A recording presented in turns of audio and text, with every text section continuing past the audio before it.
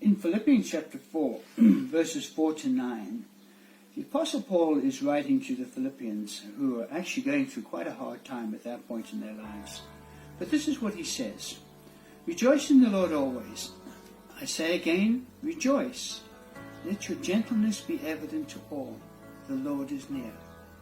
Do not be anxious about anything, but in every situation by prayer and petition, with thanksgiving, present your requests to God, and the peace of God, which transcends all understanding, will guard your hearts and mind in Christ Jesus." The Apostle Paul was in lockdown. Actually, he was in far more than lockdown. He was in lock-in. He was in a Roman prison, which would have been damp, probably no sanitary conditions at all, and probably cold. And yet, here he is talking to the Philippians, and he says, "Do not be anxious about anything, but in every situation by prayer and petition with thanksgiving, present your requests to God.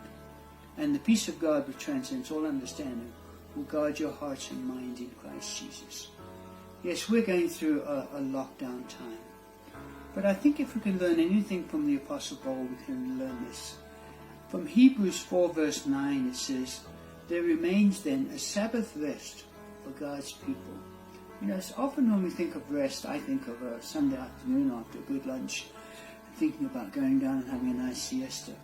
But you know, when God talks about rest, it's not rest from work, but it's actually a rest within the work. It's not inactivity. It's being active and yet being at rest.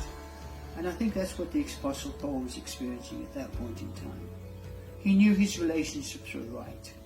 And I think for us, if we're going to understand this rest and this peace during this time, we need to be forgiving the people who have hurt us.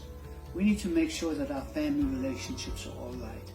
And we need to experience the rest that God has given us during this time. Not inactivity, but as we are doing as much as we can, being completely at peace and at rest with God.